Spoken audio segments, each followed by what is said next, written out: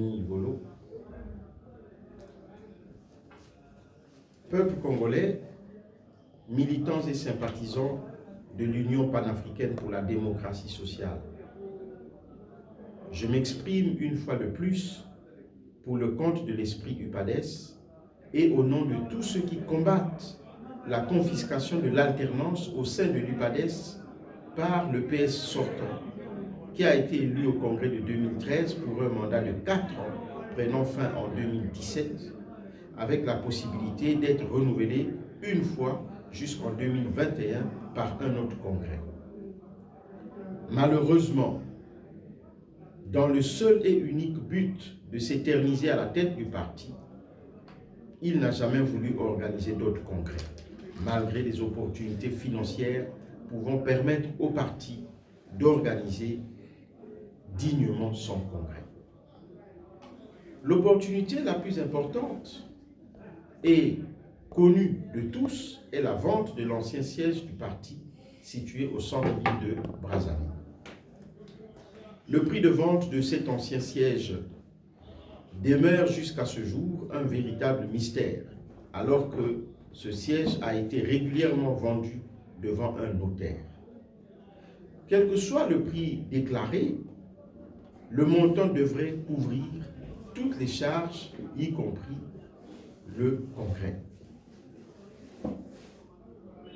Chers membres et sympathisants de l'UPADES, ma déclaration va comporter 7 points. Le premier point, c'est le chemin parcouru par l'UPADES depuis le déclenchement de la crise causée par cette illégalité et illégitimité des instances émanant du Congrès.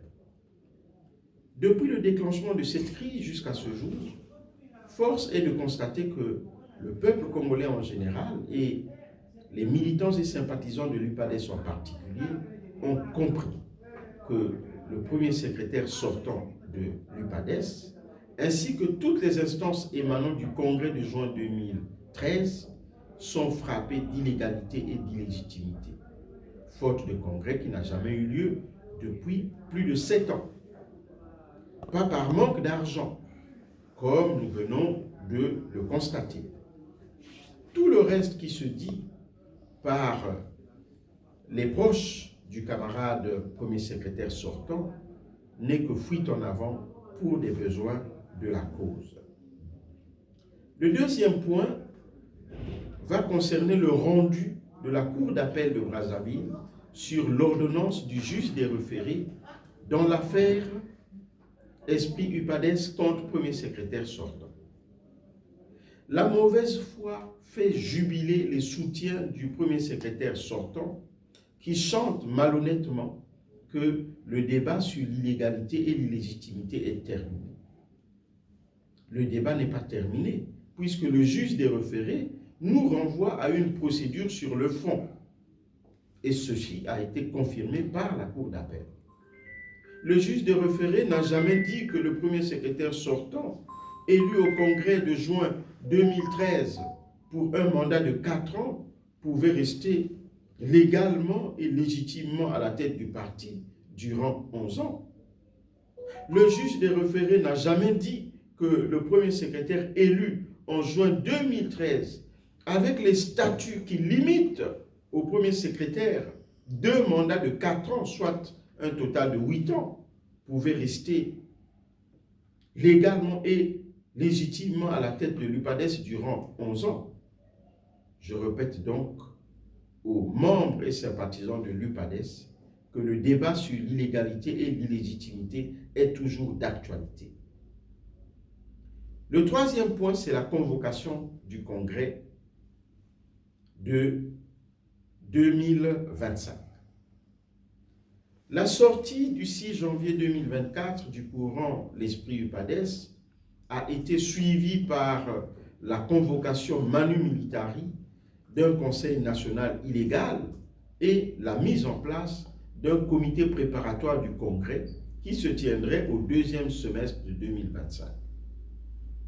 Cette date semble être une supercherie car elle va correspondre à la période de préparation des élections présidentielles. Convoquer un congrès à une telle date semble cacher une anguille sous roche, d'autant plus que ce congrès risque de gêner les préparatifs des élections présidentielles.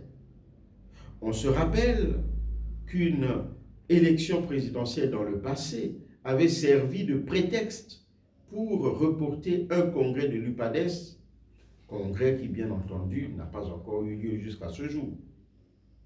Comment peut-on parler de congrès ordinaire alors que ce congrès devrait avoir lieu en 2027, en 2017 plutôt, et nous aurons un dépassement de 8 ans, dont 3 de 2017 à 2021, sans existence légale du parti. Le prochain congrès sera logiquement et obligatoirement un congrès extraordinaire. Comment le premier secrétaire, de fait, peut décider de faire le congrès sans les autres tendances du parti? Je les entends dire, mais vous y étiez conviés. Si vous ne vous présentez pas, c'est de votre faute. Je réponds tout de suite qu'un premier secrétaire et un conseil national qui ont perdu leur légitimité depuis 7 ans ne sont pas dans le droit de convoquer un congrès. Les sanctions illégales et antistatutaires. Comme si toutes les fautes graves commises ne suffisaient pas, le premier secrétaire de fait, devenu illégal et illégitime, se permet de convoquer un conseil national illégal au cours duquel des sanctions antistatutaires sont infligées aux camarades qui ont eu le malheur de rappeler que le parti n'était plus sur une bonne trajectoire depuis juin 2017. Dans quel statut, dans quel règlement intérieur ce Conseil national, illégal et illégitime, a trouvé des durées de sanctions allant jusqu'au Congrès?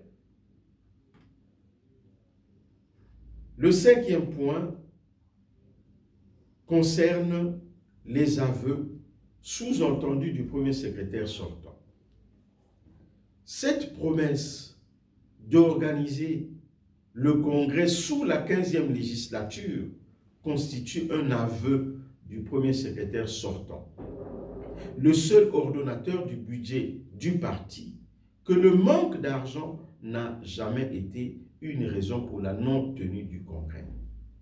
En effet, les ressources du parti étant constituées essentiellement des cotisations des élus, s'il accepte d'organiser un congrès sous la 15e législature, alors que le parti a moins d'élus que les 13e et 14e législatures, c'est l'aveu indiscutable que, financièrement parlant, le congrès aurait pu se tenir durant les 3e et 14e législatures, où l'UPADES disposait de plus d'élus, c'est-à-dire de plus de pourvoyeurs de fonds. Le 6e point, c'est des révélations nouvelles, c'est-à-dire de nouvelles charges contre le premier secrétaire sortant. Camarades militants et sympathisants de l'UPADES, de la perte de la légalité et de la légitimité, faute de congrès depuis juin 2017, s'ajoute aujourd'hui la falsification de nos statuts et des listes des membres du Conseil national, révélées par la perspicacité du président du Présidium du Congrès de juin 2013, en la personne de Martin Koumba. Après la clôture du Congrès de juin 2013, le premier secrétaire élu, en l'occurrence le camarade Pascal Satima Biala, et le président du Présidium du Congrès, le camarade Martin Koumba, ont procédé à l'ouverture et la sauvegarde du dossier des travaux issus du Congrès unitaire et extraordinaire de juin 2013. Ce congrès, ce dossier de sauvegarde, constaté par un huissier de justice, déposé chez un notaire, a été diffusé, entre autres, au ministère de l'Intérieur. Ce dossier comprend un procès-verbal de constat de la tenue du congrès, constaté et signé par un huissier de justice. un procès verbal de constat d'adoption des statuts constatés et signés par un huissier de justice, un procès verbal de constat de l'élection du premier secrétaire et des membres de la commission de contrôle et d'évaluation, un procès verbal de constat des membres du Conseil national, avec liste à l'appui et des timbres fiscaux, un procès verbal de constat de l'élection des membres du bureau politique. Camarades, membres et sympathisants de l'UPADES, contre toute attente, le président du Présidium du Congrès de juin 2013 a constaté que les statuts actuellement présentés par le premier secrétaire de fait sont différents de ceux qui étaient conservés dans le dossier de sauvegarde. Une procédure de faux et usage de faux englobant ce fait a été initiée contre le premier secrétaire sortant. La personne du camarade Koumba Martin aurait fait l'objet de menaces de mort par le premier secrétaire de fait. Une plainte a été rédigée à ce propos. Le 7e point va parler de la proposition de sortie de crise. Il est vrai que le manque de congrès depuis juin 2017 et surtout l'absence de toute tentative de proroger les instances du parti jusqu'en 2021 ont littéralement fragilisé le parti sur le plan juridique et administratif. De ce fait, j'invite les militants et sympathisants de l'UPADES à un sursaut patriotique et démocratique pour la reconstruction du parti. Par conséquent, en ma qualité d'un des parlementaires du parti et de membre de l'esprit UPADES, je tends la main à toutes les tendances du parti pour un dépassement de soi, afin de s'asseoir autour d'une table pour trouver ensemble une solution politique consensuelle à cette crise statutaire sans précédent que traverse l'UPADES.